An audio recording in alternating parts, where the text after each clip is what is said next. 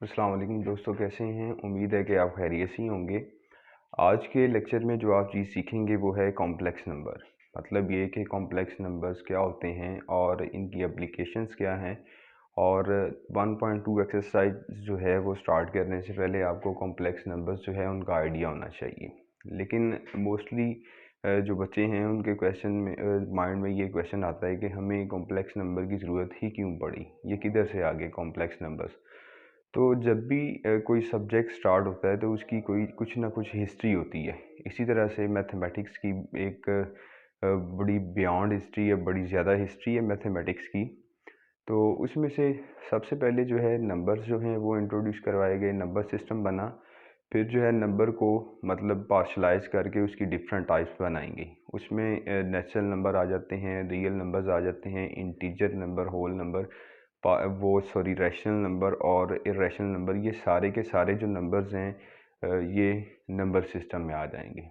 लेकिन ये number system derive करने के बाद जो है हमें ज़रूरत पड़ी कि हम किसी भी नंबर का स्क्वायर कैसे फाइंड कर सकते हैं। हमने नंबर सिस्टम फाइंड करने के बाद जो है मुख्तलिफ नंबर्स जो थे उनका स्क्वायर फाइंड करना सीखा, और इसी के साथ जो नेगेटिव नंबर हैं उनका भी स्क्वायर फाइंड करना सीखा। जब हम स्क्वायर फाइंड करना सीखे तो उसके बाद हमें प्रॉब्लम ये हुई कि अब स्क्वायर तो हमने फाइंड कर लिया, लेकिन स्क्वायर रूट कैसे फाइंड करेंगे। तो पॉजिटिव नंबर्स जो थे उनका हमने स्क्वायर रूट फाइंड करना जो है सीख लिया, लेकिन प्रॉब्लम ये आई कि नेगेटिव नंबर का स्क्वायर रूट जो है हम फाइंड नहीं कर सके। तो नेगेटिव नंबर जो है उसका स्क्वायर रूट इसी वजह से एग्जिस्ट नहीं करता क्योंकि वो मैथ में डिफाइंड नहीं है। अब जो नेगेटिव नंबर्स हैं उनके जो स्क्वायर रूट लिए जाते हैं वो आयोटा से रिप्रेजेंट करते हैं। अभी इस लेक्चर में आप सीखेंगे कि कैसे जो है नेगेटिव नंबर को आयोटा से हम रिप्रेजेंट करते हैं और क्या है कॉम्प्लेक्स नंबर, ये जानेंगे। चलिए स्टार्ट करते हैं कि कॉम्प्लेक्स नंबर जो है इसके सेट को आप सी से रिप्रेजेंट करते हैं, कैपिटल सी। ठीक है, और ये कुछ इस फॉर्म का आपका सेट होगा। मतलब z जो है is equal to a plus iota b की फॉर्म में होगा। ये कोई एलिमेंट होगा सच डैट a b जो दो एलिमेंट्स हैं ये रियल नंबर से लिए जाएंगे, एंड आयोटा जो है इसकी वैल्यू स्क्वायर रूट ऑफ -1 हुआ करेगी। ये कॉम्प्लेक्स नंबर की जो डेफिनेशन है और इस यही जो है कॉम्प्लेक्स नंबर का सेट है।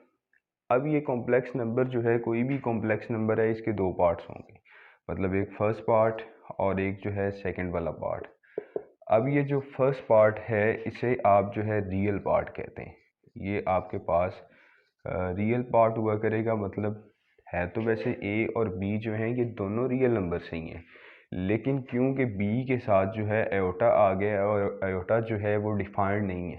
ठीक है, स्क्वायर रूट ऑफ -1 है, इसी वजह से इस पार्ट को इमेजिनरी पार्ट कहते हैं। Imaginary part. तो ये आपका कॉम्प्लेक्स नंबर था। आप बेशुमार जो है इस तरह के कॉम्प्लेक्स नंबर बना सकते हैं। लेट्स से आपने क्वेश्चंस देखे होंगे इस तरह से, z is equal to 4 plus iota b जो है 5 आयोटा कह लें, जस्ट इस तरह से। अब देखें ये इसका रियल पार्ट होगा, ठीक है, और ये वाला जो है इसका इमेजिनरी पार्ट होगा। नेक्स्ट चीज़ जो आपने सीखनी है कि आप किसी भी कॉम्प्लेक्स नंबर का कॉन्जुगेट जो है वो कैसे फाइंड करते हैं। Conjugate of a complex number, मतलब किसी कॉम्प्लेक्स नंबर का आप कॉन्जुगेट कैसे फाइंड करेंगे। अगर आपके पास एक नंबर है z is equal to a plus iota b, आप इसका कॉन्जुगेट फाइंड करना चाह रहे हैं तो आप क्या करेंगे, इसके ऊपर एक बार ले लें। ठीक है, और ये बार जो है इसके कॉन्जुगेट को रिप्रेजेंट करेगी और इसके ऊपर भी बार ले लें। अब देखें ये जी बार जो है इसी तरह से आ जाएगा। किसी भी कॉम्प्लेक्स नंबर का जब कॉन्जुगेट लिया जाता है तो मतलब ये कि उसके साथ जो इमेजिनरी पार्ट है उसका साइन चेंज करना, मतलब जो आयोटा वाली वैल्यू है उसका साइन चेंज कर देना। तो ये आपके पास आ जाएगा a माइनस आयोटा b। इसी के साथ आपने एक पॉइंट नोट करना है, वो एक इम्पोर्टेंट पॉइंट है, वो ये है बेटे कि आप कोई भी रियल नंबर ले लें, जब आप किसी रियल नंबर का कॉन्जुगेट लेते हैं तो उसका साइन चेंज नहीं होता। मतलब ये the conjugate conjugate of a real number is real। मतलब ये कि किसी रियल नंबर का आप कॉन्जुगेट लेंगे तो वो रियल आ जाएगा, और इसी के साथ मतलब ये कि साइन चेंज नहीं होगा। मतलब मेरे पास कोई नंबर है, let's say x is equal to 4, तो मैं इसका कॉन्जुगेट करता हूँ, तो मतलब ये जब मैं रियल नंबर का कॉन्जुगेट करूँगा तो वो इसका साइन चेंज नहीं करेगा। ये चीज़ आपने जो है याद रखनी है, यही जो है इसका एक बेसिक पॉइंट था। नेक्स्ट जो है इसकी प्रॉपर्टीज़ करते हैं। आप देखेंगे कि इसके ऑपरेशंस कैसे अप्लाई किए जाते हैं। ये कॉम्प्लेक्स नंबर की डेफिनेशन क्लियर हो गई।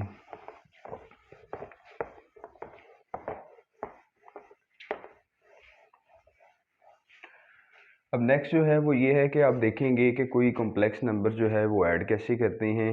कॉम्प्लेक्स नंबर अगर दो आपके पास आ गए हैं, उन्हें आप माइनस कैसे करेंगे।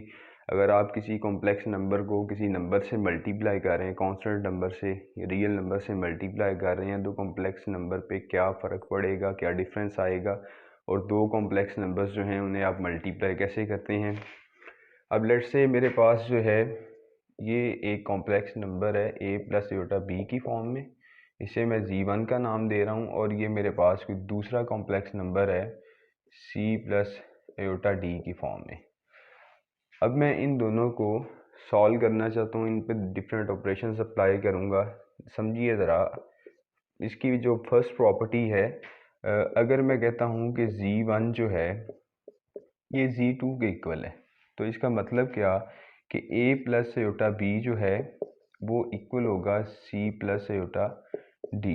जब कोई दो कॉम्प्लेक्स नंबर इस तरह इक्वल में आ जाते हैं तो मतलब ये कि फर्स्ट पार्ट जो है फर्स्ट पार्ट के इक्वल हुआ करेगा, सेकंड पार्ट जो है ये सेकंड पार्ट के इक्वल हुआ करेगा। मतलब ये कि यहाँ से कंडीशन निकली हमारे पास कि a जो है वो b के इक्वल है, और यहाँ से कंडीशन निकलेगी सॉरी ए जो है वो सी के इक्वल होगा और बी जो है वो डी के इक्वल होगा। ये इसकी फर्स्ट प्रॉपर्टी थी।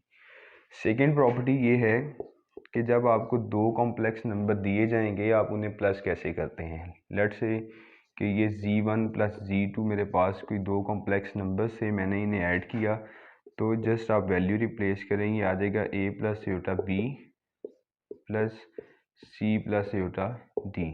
जब भी दो कॉम्प्लेक्स नंबर्स को ऐड करते हैं तो हमेशा जो है रियल पार्ट में ऐड करें, और कॉम्प्लेक्स पार्ट जो है कॉम्प्लेक्स पार्ट में ऐड करें। यहाँ पे आप प्लस माइनस ऑपरेशन है तो आप इसे प्लस माइनस लगा के सॉल्व कर सकते हैं। तो ये आ जाएगा a प्लस माइनस सी, और इसी के साथ जो है आ जाएगा आपके पास योटा ऐसे ही, और b प्लस माइनस डी।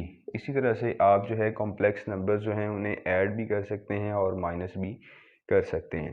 ये सेकंड प्रॉपर्टी थी कि आप किसी भी कॉम्प्लेक्स नंबर को प्लस कैसे कर सकते हैं और माइनस कैसे कर सकते हैं। अब थर्ड प्रॉपर्टी इसकी देखें कि अगर मैं किसी कॉम्प्लेक्स नंबर को किसी कांस्टेंट नंबर से लेट से p से मल्टीप्लाई कर देता हूँ, तो कॉम्प्लेक्स नंबर पे क्या फ़र्क पड़ेगा। देखिए ज़रा, ये p इसी तरह से आ जाएगा, और साथ में आपके पास z1 जो है उसकी वैल्यू रिप्लेस कर दें, वो a प्लस योटा b थी। ठीक है, जब आप इसे मल्टीप्लाई करेंगे तो ये आपके पास आ जाएगा pa प्लस योटा pb। तो ये आपके पास जो था कॉम्प्लेक्स नंबर को जब आप किसी स्केलर से कह सकते हैं या किसी रियल नंबर से मल्टीप्लाई करेंगे तो आपके पास कुछ इस तरह की फॉर्म आ जाएगी। तो इसकी जो फोर वाली प्रॉपर्टी है वो ये है कि दो कॉम्प्लेक्स नंबर्स जो है उन्हें आप प्लस कैसे करेंगे। तो z1 और z2 मैंने कोई दो कॉम्प्लेक्स नंबर लिए हुए हैं, अब देखते हैं कि इन्हें आप कैसे मल्टीप्लाई करेंगे। तो ये आपके पास आ जाएगा z1 जो है इसकी जगह पे आ जाएगा a प्लस योटा b। ठीक है, ऐसे लिख लें जस्ट, और मल्टीप्लाई बाय ये आ जाएगा c प्लस योटा d। ये कोई दो कॉम्प्लेक्स नंबर्स थे, आप इन्हें मल्टीप्लाई कर रहे हैं। अब जब इसे आप मल्टीप्लाई करते हैं तो ये आपके पास कुछ इस फॉर्म में आ जाएगा। a पहले लिख लें और सेकंड वाला पूरा फैक्टर इसके साथ लिख दें, c प्लस योटा d। इसी तरह से प्लस योटा b बाद में लिखें, सेकंड वाला फिर पूरा फैक्टर जो है इसके साथ लिख दें। जब भी आप एक्सरसाइज में क्वेश्चन करेंगे तो इसी स्टाइल में करेंगे, ज़रा इजी स्टाइल है। तो ये आपके पास आ जाएगा A C plus iota A D आ जाएगा, और प्लस जब इसे मल्टीप्लाई करेंगे एयोटा बी सी आ जाएगा, प्लस जब इससे मल्टीप्लाई करेंगे एयोटा स्क्वायर, साथ में बी डी आ जाएगा। और इसी तरह इसे मज़ीद सिंप्लीफाई कर लें आप, मतलब आप क्वेश्चन में आप इन दोनों वैल्यूज़ को प्लस कर लिया करेंगे और आपके पास ए सी इसी तरह से आ जाएगा, और इसकी जगह पे जो भी आंसर आया करेगा इसमें से एयोटा कॉमन करें और अंदर आ जाएगा a d plus b c, और साथ में प्लस ये एयोटा स्क्वायर की जगह पे -1 लगा दें और साथ में बी डी। इसी तरह से आप जो है इसकी सिंप्लीफिकेशन कर सकते हैं। ये कुछ चंद ऑपरेशन से जो कि कॉम्प्लेक्स नंबर में अप्लाई किए जाते हैं। अब कुछ ऐसी चीज़ें हैं जो कि आपके लिए जानना बड़ी ज़रूरी हैं, क्योंकि नेक्स्ट एक्सरसाइज में उसके रिलेटेड प्रॉब्लम्स होंगी। ये तो बेसिक कॉन्सेप्ट्स है कॉम्प्लेक्स नंबर के, जो कि हर एक को पता होने ज़रूरी हैं।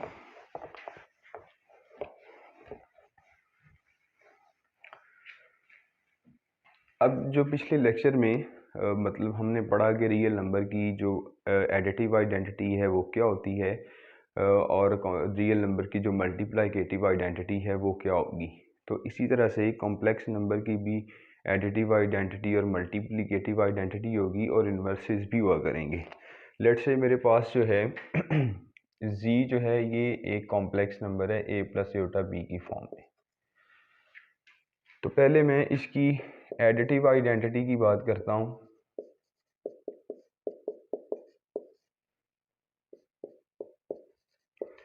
एडिटिव आइडेंटिटी, और सेकेंडली जो है मैं इसकी जो मल्टीप्लिकेटिव आइडेंटिटी है उसकी बात करूँगा।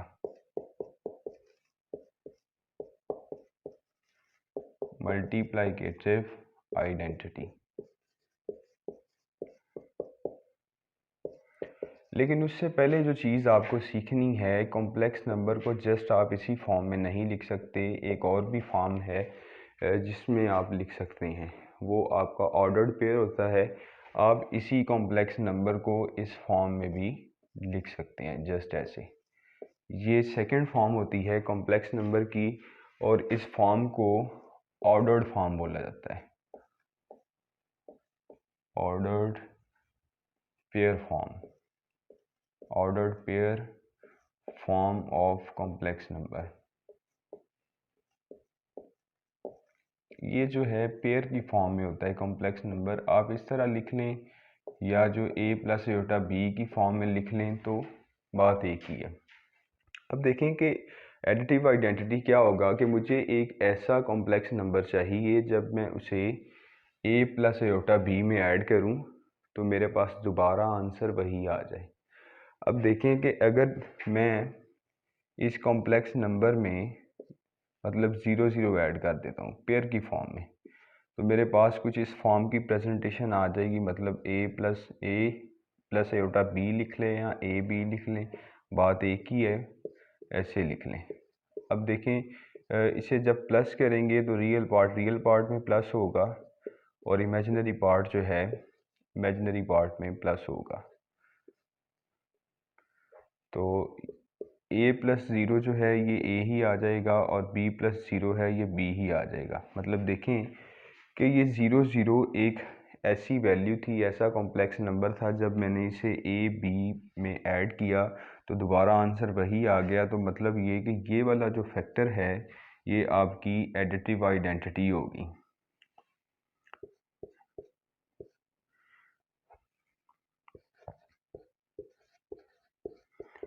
आपका जो कॉम्प्लेक्स नंबर में आइडेंटिटी एलिमेंट होगा एडिशन के लिहाज से वो 0 0 होगा।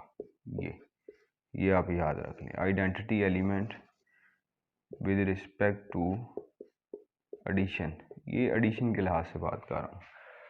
अब जो है मल्टीप्लिकेटिव आइडेंटिटी है कॉम्प्लेक्स नंबर की, वो क्या होती है, अगर मैं इस कॉम्प्लेक्स नंबर को किसी ऐसे नंबर से मल्टीप्लाई करूं कि दोबारा मेरे पास जो है आंसर वही आ जाए, तो मैं बोलता हूं कि ये जी फलां मेरी आइडेंटिटी है।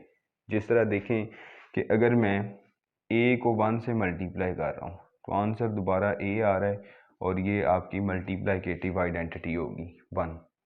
इसी तरह से कॉम्प्लेक्स नंबर में भी जो मल्टीप्लिकेटिव आइडेंटिटी होती है और इसमें जो मल्टीप्लिकेटिव आइडेंटिटी है वो 1 0 हुआ करती है। अब देखें ज़रा जी जो है उसकी जगह पे आ जाएगा ए और बी, ठीक है, और इसी तरह से साथ में आ जाएगा 1 0। जब आप इससे मल्टीप्लाई करेंगे तो ये आपके पास आ जाएगा ए और बी। मतलब ये कि जब आपने ए बी फैक्टर को 1 और 0 से मल्टीप्लाई किया तो आपके पास आंसर जो है वो ए और बी आ जाएगा। अभी मैंने इससे पहले जो है आपको बताया कि कॉम्प्लेक्स नंबर को मल्टीप्लाई कैसे करते हैं, उसी रूल के मुताबिक आप इसे मल्टीप्लाई करें, आंसर यही बनेगा। तो आपके पास जो मल्टीप्लिकेटिव आइडेंटिटी होगी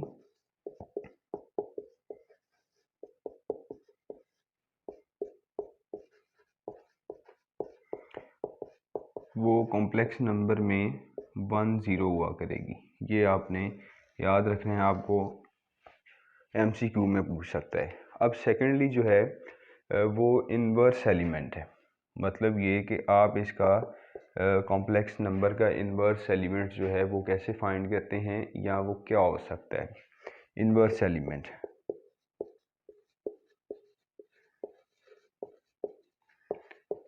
इन्वर्स एलिमेंट लेट्स से मेरे पास जी कोई नंबर है ए प्लस एटा बी की फॉर्म में। अब मुझे एक ऐसा नंबर चाहिए जब मैं इसे z is equal to a plus iota b में ऐड करूं तो मेरे पास आंसर 0 बने।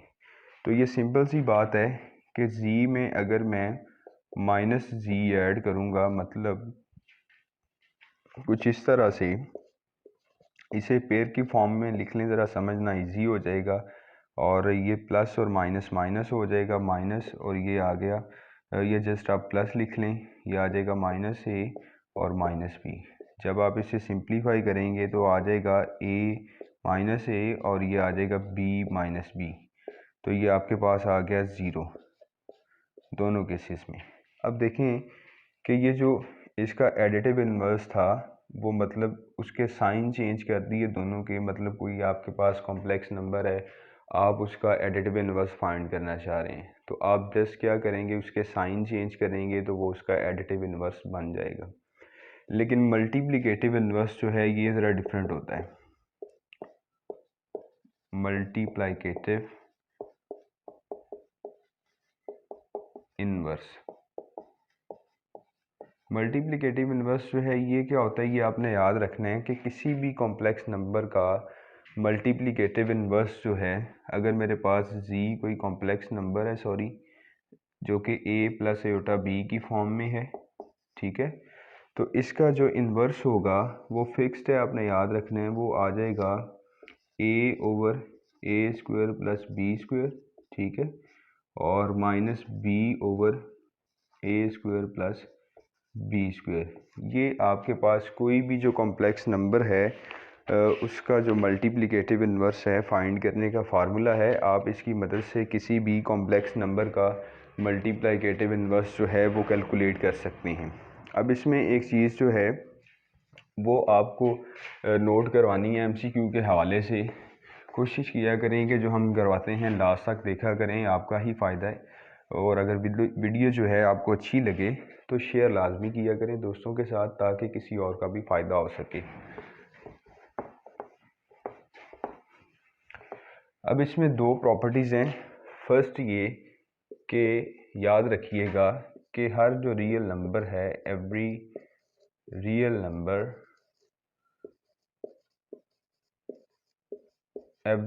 Number is a complex number. Her real number जो है वो कॉम्प्लेक्स नंबर होता है। हर रियल नंबर जो है वो कॉम्प्लेक्स नंबर होता है, लेकिन इसमें इमेजिनरी पार्ट जो है वो 0 हुआ करेगा।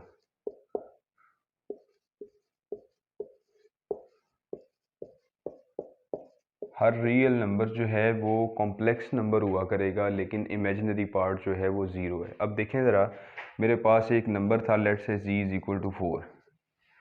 अब ये एक रियल नंबर है, अगर मैं इसे कॉम्प्लेक्स बनाना चाहता हूँ तो मैं जस्ट ऐसा कर दूँगा। अब देखें पहले ये रियल था लेकिन अब कॉम्प्लेक्स है, तो मतलब ये कि हर रियल नंबर जो है वो कॉम्प्लेक्स नंबर भी होता है, लेकिन इमेजिनरी पार्ट जो है वो ज़ीरो रखा जाता है। एक चीज़ और नोट करें कि जो सेट रियल नंबर जो है, सेट ऑफ रियल नंबर, वो सेट ऑफ कॉम्प्लेक्स नंबर से छोटा होता है, मतलब सेट ऑफ कॉम्प्लेक्स नंबर का सबसेट है। मतलब ये सेट ऑफ रियल नंबर जो है वो सबसेट होगा सेट ऑफ कॉम्प्लेक्स नंबर्स का। ये चीज़ आप नोट करिएगा। और इस सेट ऑफ कॉम्प्लेक्स नंबर की लेंथ जो है हम कह सकते हैं कि सेट ऑफ रियल नंबर से बड़ी होती है। ये जो है इसमें एक ख़ास पॉइंट था जो मैंने आपको बता दिया, और इसी के साथ जो है आज का जो लेक्चर है आपका ख़त्म हुआ।